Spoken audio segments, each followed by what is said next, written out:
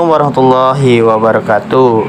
Halo teman-teman Senang Sinau dimanapun kalian berada. Berjumpa kembali dengan kami tentunya di channel Senang Sinau, yang selalu menemani teman-teman di saat aktivitas, di saat santainya, di saat kerja. Namun untuk itu, sebelum kalian teman-teman lebih lanjut untuk mendengarkan kisah-kisah yang kami bagikan, alangkah lebih baiknya teman-teman silahkan klik tombol subscribe-nya terlebih dahulu dan aktifkan tanda lonceng ya.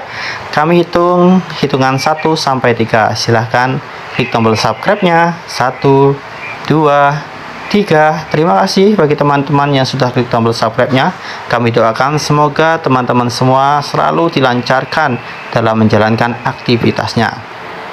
Kisah kali ini adalah kisah tentang wali Allah yang sholat di atas air. Dengarkan dengan seksama. Sebuah kapal yang syarat dengan muatan dan bersama 200 orang termasuk ahli perniagaan berlepas dari sebuah pelabuhan di Mesir.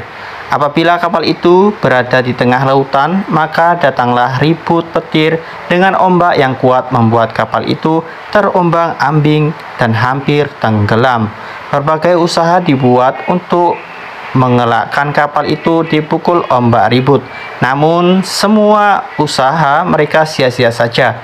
Kesemua orang yang berada di atas kapal itu sangat cemas dan menunggu apa yang akan terjadi pada kapal dan diri mereka. Ketika semua orang berada dalam keadaan cemas, terdapat seorang laki-laki yang sedikit pun tidak merasa cemas. Dia kelihatan tenang sambil berzikir kepada Allah Subhanahu wa taala.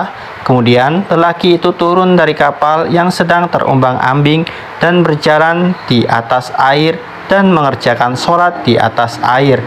Beberapa orang perniaga yang bersama-sama dia dalam kapal itu melihat lelaki yang berjalan di atas air dan dia berkata, "Wahai wali Allah, tolonglah kami, janganlah tinggalkan kami." Lelaki itu tidak memandang ke arah orang-orang yang memanggilnya.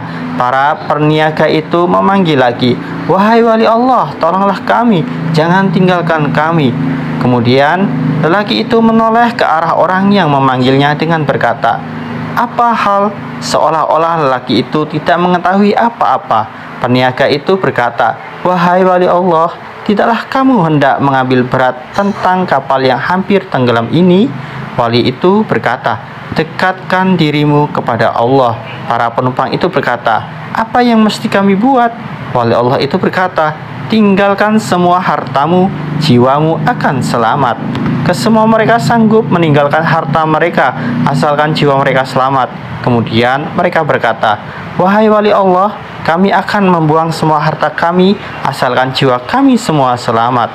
Wali Allah itu berkata lagi, "Turunlah kamu semua ke atas air dengan membaca bismillah." Dengan membaca bismillah, maka turunlah seorang demi seorang ke atas air dan berjalan menghampiri wali Allah yang sedang duduk di atas air sambil berzikir. Tidak berapa lama kemudian, kapal yang mengandungi muatan beratus ribu ringgit itu pun tenggelam ke dasar laut. Habislah ke semua barang-barang perniagaan yang mahal-mahal terbenam ke laut. Para penumpang tidak tahu apa yang hendak dibuat. Mereka berdiri di atas air sambil melihat kapal yang tenggelam itu. Salah seorang daripada peniaga itu berkata lagi, "Siapakah kamu wahai wali Allah?"